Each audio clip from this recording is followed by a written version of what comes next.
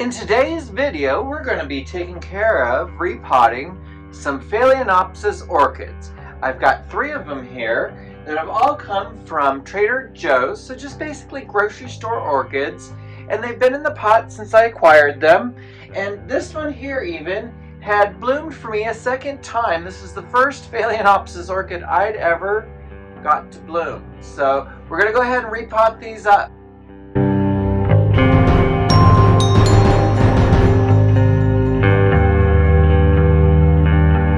Plant gang, Miles here, Paradise in a Pot, coming to you from Las Vegas, Nevada. If you're new here, welcome to my little houseplant channel. I hope you end up subscribing, hanging out, and becoming part of the plant gang. If you're not new here, I surely appreciate all of you because, gosh, without you, I wouldn't keep making these videos. Today, we're going to be doing a highly requested video by several different directions I'm getting here. So I feel that maybe it might be an important topic to talk about today, and that is how to deal with some of these grocery store orchids that we get. Sometimes it's just very, very, very tempting when you see these things at the grocery store to think, I could take care of that, I could give it a good home, I'm gonna take it home. And then we get to the point where after it's bloomed, you don't know what to do with it. You can, if you learn how to maintain them, they will bloom again and again, and this is the first one that I've gotten to rebloom. So there are some different tricks and tips that you can do. I'm not sure, I'm looking at this and I'm wondering, is that a new flower spike or is that going to be another aerial root? These guys do put out a lot of roots, and we do find that over time, whatever they're potted in, and this one looks like it's potted in sphagnum moss, gets a little worn out and it needs a bigger pot. As you can see, that's kind of crowded in there. So we're going to go ahead and tear it apart, clean it up, and trim up the roots wherever it might need trimming, and really get these guys ready to get growing, because look, this one's already starting a new leaf, and I want to make sure that it has the best growing environment. So I'm going to go ahead and set this up, get the camera turned around, hopefully make sure that I keep everything in the shot for us so that we can see what I'm doing. So while I'm doing that, why don't you grab something to drink or grab a snack, or maybe even just get out your plant stuff and do this with me. If you got orchids and you're going to do this, make sure you have, I'm going to use sphagnum moss that I've soaked for about an hour. So go ahead and prepare that. I've also got some cutting tools because we're going to be chopping up a lot of roots when we do this, and you're going to see why. So go ahead and do that, and I'm going to get prepared and we'll be right back.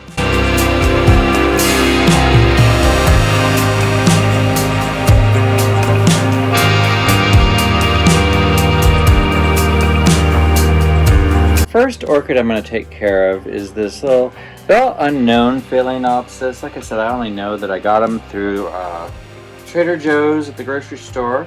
Real quick, I'm sterilizing my blade with a little fire. So what we're going to do is we're going to go ahead and remove this from the little plastic pot, a little flimsy pot, not much to it. And as you see here, see these roots, how they just kind of fall right off? These roots have rotted. And this is actually the root. I don't know if it shows up. You can see that small, fine little hair. And that's the root, and it's encased in this sheath. And I'm not exactly sure. I'm not an orchid expert, gang. I'm not trying to pretend to be. But it's protected by this sheath. And you can see here's a healthy one where it's nice and plump and kind of greenish, that actually holds the water around the roots of the orchid perfectly. And part of the reason for the repotting is, see, a lot of these roots have gone bad, so you got to remove them. So we're going to be cutting a lot of roots away, but that's all right, because what we're doing here is we're opening up the orchid for new growth. We're cleaning out some of this old rotten stuff that could cause even bigger problems if we left it go for too long. And look, we found a nice plug of sphagnum moss. Now I'm going to take all that and put it to the side for now. Not going to really save that moss because it's kind of been in this orchid for a long time. So I'm going to consider that to be spent moss. It's going to have a lot of dead roots in it, possibly a lot of bacterial problems. What I'm doing right now is just trying to pull off any of the roots that just come easily off, because if it just slides right off there, it needs to go. So now we've got it cleaned up a little bit. Here's some more of that dead. See, you can just tell and how easily that comes off. You don't, however, want to leave all these little fine roots on the plant either, though, because they too will rot and cause problems if you let them sit in the pot. So I'm going to have to go through and trim all those. I just like to really pull everything I can to really make sure I've got it. So now what we're going to do is we're going to go ahead and trim it and clean it up. Now the first thing I'm going to do is I'm going to trim off this bloom spike that is obviously dried up and spent. So we're just going to carefully get in there. Now these shears have been sterilized, and we'll be able to use this for the entire plant, as you can't really spread disease from the same plant to the same plant. So what I'm going to do here is I'm going to cut back to where just about the rot started. So I'm going to be losing a little bit of my root, but that's okay, because hopefully that sacrifice will prevent further root rot in the current root, and it'll also hopefully encourage it to grow all new roots. Now here I see a lot of black right in there, so just trimming it away. I'm not so worried about if it's yellow, it's the black I don't want. So let's trim that away. And then wherever these spaghetti strings are, we need to trim those away, because those will just rot and become an awful mess. So I'm going to go right to here. And you might think, oh my gosh, he's butchering this thing. Don't worry, I've been keeping it very well hydrated and well fed, so I think it can survive. And see, some of the root will even snap off. If it snaps off on its own, it wants to go. It's not good. But I think the plant has enough reserve and energy. It actually has quite a decent amount of roots still, even though I pruned off quite a lot of them. Overall, this plant, and you can see there's new root spikes coming. This plant will look a lot healthier in just a little bit. So I'm going to go ahead and rinse that off in the sink, and we'll be right back. I gave it a good power rinse at the sink, and I think we've got it pretty cleaned out. I'm not going to trim it anymore. So now what I'm going to do is I'm going to go ahead and pop this up, and I do have an orchid pot for it right here, so I think we're going to put it into that. So I think that'll sit in there just nice. I like the clear pots because it really lets the light into these Phalaenopsis. Now you do know orchids are epiphytes. Epiphyte means they live on a tree or sometimes rocks, different surfaces, and they don't necessarily need nutrients or steal nutrients from those trees or other surfaces. So what they need is a really light, airy mix that makes them feel like they're just clinging on. And now I've taken this sphagnum moss. It's just really important to know that, especially if you're here in Las Vegas, you want to have the sphagnum moss soak for about an hour in warm water when it's dry, in order to let it really hydrate, so that it will be nice and moist all the way through. And then you don't ever really want these guys to completely dry out. You want to get water on them or in them before that happens, so it's always good to check. I always like to go by the weight of the pot. You can always tell there's a huge difference between a wet plant and a dry plant, even with such a light material as sphagnum moss here.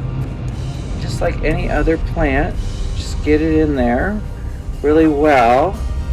I want to fill in this little area here so it's got plenty of room. I mean, I don't know if can you guys see that. It looks like there's some new growth. It's got new root growth over here. So that's the perfect time to pot this guy up, is when its roots are just starting to grow and emerge, because right now it's done with the bloom and it's into a growth. So it's going to grow the roots and it's going to grow the leaf. Again, I am not an orchid expert, but I have been keeping these little grocery store orchids for quite some time. So now we're going to go ahead and do the same thing to this one.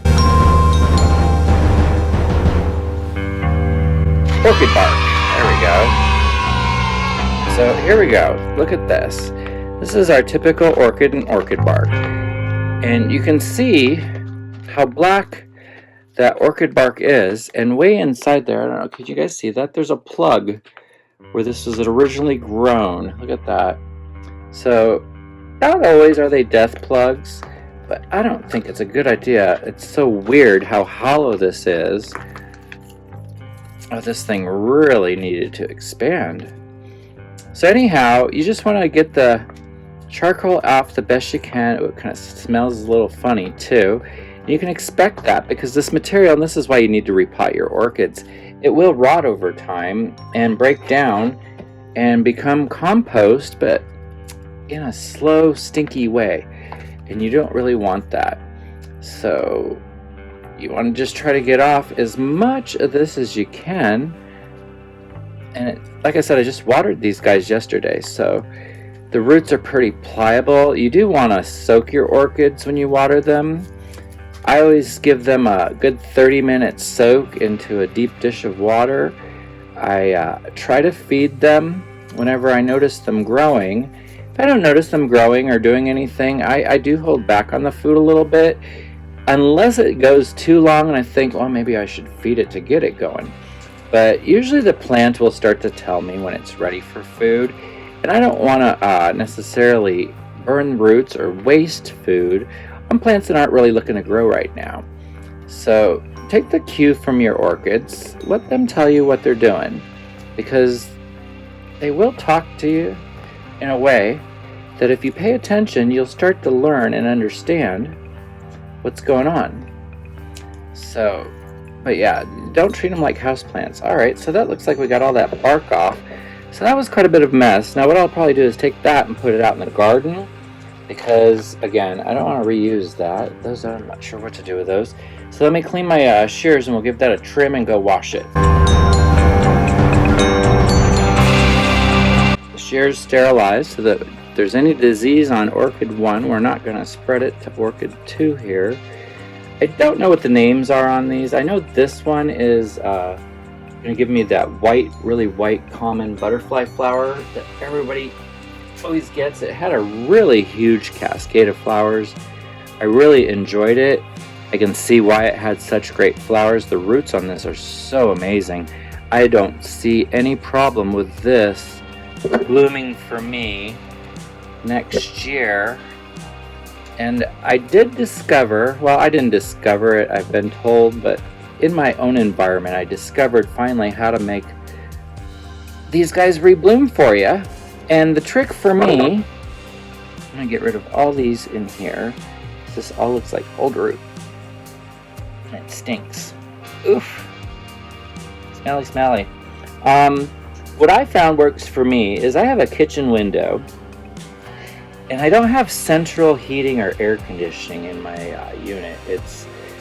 We got space heaters and little window units for air conditioners.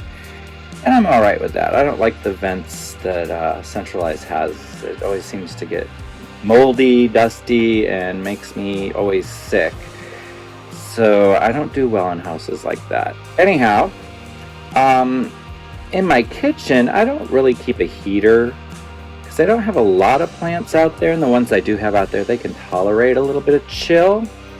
And I've noticed, and I think that's what I finally had to do, is by letting my Phalaenopsis live in the cool kitchen over winter, it gives them that cold they need so that they can spike. So hopefully that'll happen again. Now this one I'm trying to see if it'll bloom again for me, and maybe after this up pot it will.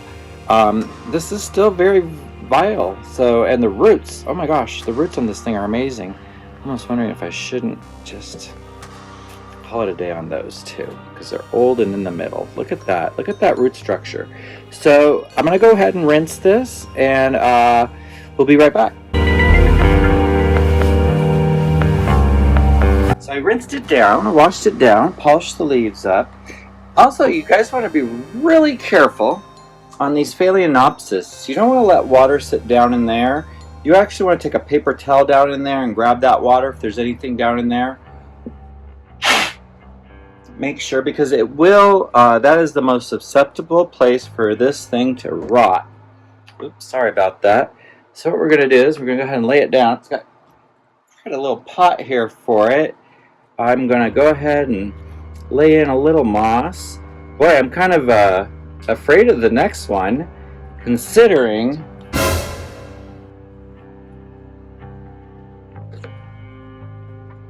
Alright, let's see. So we want to kind of fill in the middle, but not so tightly as to strangle it. Wow, I don't know if that's going to be big enough. You really want to try to get all those roots in there. It is quite the monster. I don't have a bigger pot to put this thing in. So what I'm going to do is just kind of hope for the best. And get it in there. With its sphagnum moss. Alright.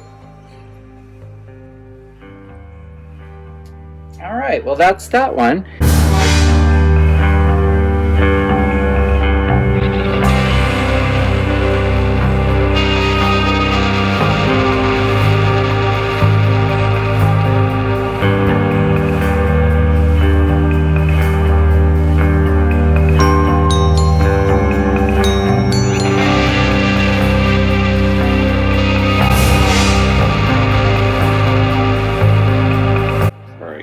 Sorry if you can hear the air conditioner, but it's 111 degrees outside and I'm cooking.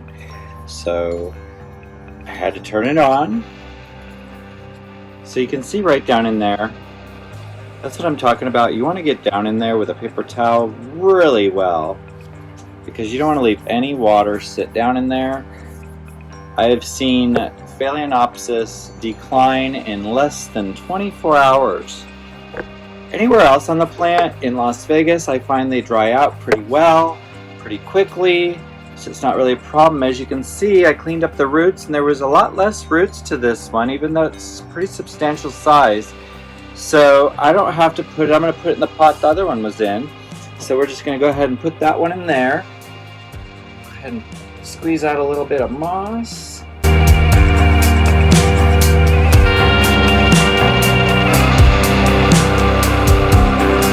And I don't know if you noticed, but what I do is I kind of twist the pot to kind of help push those roots down. So I twist and push at the same time so that I get the roots all the way into the pot how I'd like them. And then we can just go ahead and put the moss right in there. Now you gotta hold the orchid up until you get it all the way surrounded in there. Otherwise it's gonna lean and sit in the pot, kind of funny. Again, these are meant to hang in the trees. So in nature, this would be hanging on a branch, literally like this. So it would be hanging out, and that's why the flower spikes come out like that. So they get far away from the plant, out into the jungle where the pollinator can see it.